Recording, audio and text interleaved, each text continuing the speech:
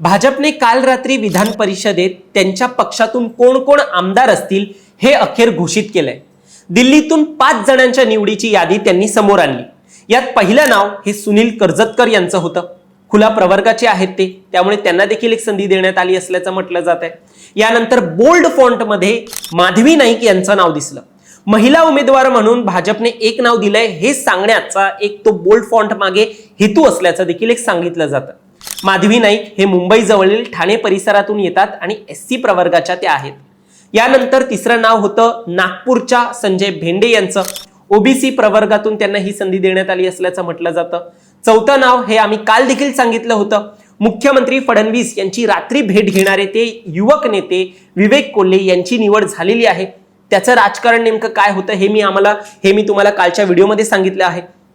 अहिल्यानगरचे नेते कोल्हे यांना मराठा नेते म्हणून देखील ओळखलं जातं। यानंतर 5वं आणि शेवटचं नाव भाजपकडून सांगण्यात येतंय, ते नाव म्हणजे प्रमोद जठार यांचं नाव।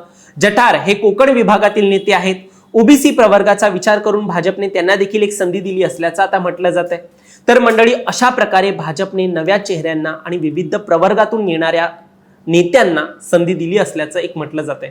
काही नेत्यांनी मोठ्या हिमतीने हे तिकीट खेचून आणलंय असं देखील म्हटलं जातं। या व्हिडिओच्या माध्यमातून भाजपने अशा पद्धतीचे उमेदवार देऊन नेमकं काय राजकारण साधलंय हेच आपण या व्हिडिओच्या माध्यमातून जाणून घेणार आहोत।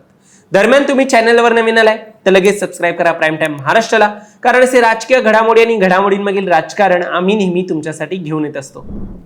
माझं नाव ओमकार साळवी आणि या विषयाला आपण सुरुवातीपासून सुरू करूया। तर मंडळी, भाजपने काल 5 उमेदवारांची नावं जाहीर करून नव्या चेहऱ्यांना आणि जुन्या निष्ठावंत कार्यकर्त्यांना संधी दिली असल्याचं म्हटलं जातं। या सगळ्यात भाजपचं नेमकं राजकारण काय असू शकतं हे जाणून घेणं महत्त्वाचं आहे। सुनील कर्जतकर यांच्याबद्दल सांगायचं झालं तर ते गोपीनाथ मुंडे यांच्या कार्यकाळापासून पक्षाचे पदाधिकारी होते। त्यांना उमेदवारी देऊन भाजपने जुन्या कार्यकर्त्याचा गौरव केला असल्याचं म्हटलं जातं। माध्यमांनी देखील जेव्हा सुनील कर्जतकर यांची मुलाखत घेतली तेव्हा त्यांना देखील हा एक प्रकारचा सुखद धक्का होता असं त्यांनी माध्यमांना सांगितलं। पुण्यात असताना अचानक त्यांना इतर मित्रमंडळींनी ही बातमी दिली आणि त्यांचे तेव्हा अश्रू देखील अनावर झाले होते। आता दुसरं नाव माधवी नाईक यांच्याबद्दल सांगायचं झालं तर त्या मूळच्या ठाण्यातील राजकारणी आहेत। त्यांच्या रूपात भाजपकडून ठाण्याला अजून एक आमदार जो आहे तो मिळालेला आहे। ठाणे शहर मतदारसंघाचे भाजपचे आमदार संजय केळकर आणि कोकण पदवीधर मतदारसंघाचे आमदार निरंजन डावखरे हे दोघेही ठाण्यातीलच आहेत। त्या पाठोपाठ आता ठाण्यातील ॲडव्होकेट माधवी नाईक यांना भाजपकडून विधान परिषदेची उमेदवारी देण्यात आली असल्याने ठाण्यात भाजपने 3 उमेदवार होऊ शकतात। आता तिकडे जेव्हा त्यांची निवड होईल तेव्हा 3 आमदार होऊ शकतात अशी शक्यता आता निर्माण होते।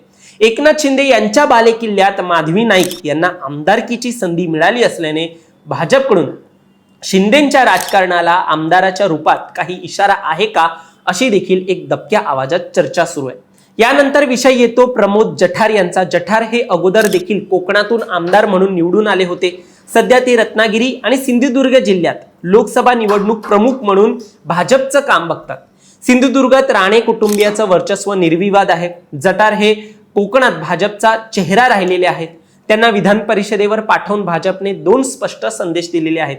एक म्हणजे निष्ठा ठेवा आणि निष्ठेचे फळ हे तुम्हाला चांगले मिळते, आणि भाजप जुन्या कार्यकर्त्यांना संधी देतं। प्रमोद जठार यांच्या विधान परिषद आमदारकीने भाजपने कोकणात अजून एक आमदार देऊन त्यांचं कोकणातलं वर्चस्व, भाजपचं कोकणातलं वर्चस्व जे आहे ते दाखवून दिलेलं आहे। आता 2 महत्त्वाची नावे म्हणजे संजय भेंडे आणि विवेक कोल्हे। संजय भेंडे हे भाजपचे अनेक वर्षांपासूनचे एकनिष्ठ कार्यकर्ते आहेत। सध्या ते भाजपचे प्रदेश उपाध्यक्ष आहेत आणि नागपूर लोकसभा मतदारसंघाच्या निवडणुकीमध्ये ते सलग 3 वेळेला नितीन गडकरी यांचे निवडणूक प्रमुख राहिले आहेत। नुकत्याच झालेल्या नागपूर महापालिकेच्या निवडणुकीतही ते भाजपचे निवडणूक प्रमुख होते। नागपूरमधून त्यांना संधी मिळत असल्याने आणि यानंतर विवेक कोल्हे जे नगरचे नेते आहेत त्यांना देखील एक विदर्भ भागातून संधी मिळत असल्याने या दोन्ही नेत्यांच्या माध्यमातून भाजपने विदर्भ आणि मराठवाडा हे दोन्ही क्षेत्र जे आहेत, विभाग जे आहेत ते भक्कम केलं असल्याचं म्हटलं जात आहे। गेल्या 6 वर्षात विधान परिषदेच्या माध्यमातून भाजपने कधी विदर्भातील नेत्यांना संधी दिली नव्हती। मात्र आता विवेक कोल्हे, संजय भेंडे आणि प्रज्ञा सातव यांना संधी देण्याचं ठरवून भाजपने ही पोकळी जी आहे ती भरून काढलेली आहे। विदर्भ मराठवाडाची जी पोकळी आहे ती भरून काढलेली आहे। व्हिडिओच्या शेवटीला काय तर या सर्व नेत्यांनी फक्त आणि फक्त निष्ठा, सातत्य आणि पक्षाचं काम करून हे तिकीट खेचून आणलंय। विवेक कोल्हे यांनी देखील कोपरगाव मतदारसंघात अजितदादांच्या राष्ट्रवादी सोबत महायुतीचा धर्म पाळून संयम राखला होता आणि त्याचंच त्यांना हे फळ मिळालंय असं स्वतः कोल्हे देखील म्हणतायत. भाजप पक्षाने उमेदवार निवडीत प्रादेशिक समतोलासह सामाजिक समीकरण साधण्याचा प्रयत्न केलाय. ओबीसी, एक मराठा, एक अनुसूचित जाती तर खुल्या प्रवर्गालाही उमेदवार यादीत स्थान देण्याचा त्यांनी प्रयत्न केलाय. ऐनवेळी पक्षात आलेल्या आयारामांना इथे नो एंट्री दिली असून वर्षानुवर्षे काम करणाऱ्या निष्ठावंतांना सभागृहात इन्कमिंग दिलंय. तुम्हाला या सगळ्यावर काय वाटतं? भाजपने जे एक विजन या संपूर्ण यादीमधून दाखवून दिलेलं आहे त्यावरती तुम्हाला काय वाटतं? दुसऱ्या पक्षांना देखील यातून काही शिकायला मिळू शकतं का? तुमचं मत आम्हाला कमेंटमध्ये सांगा आणि असेच राजकीय घडामोडी पाहण्यासाठी सबस्क्राईब करा प्राईम टाइम महाराष्ट्राला.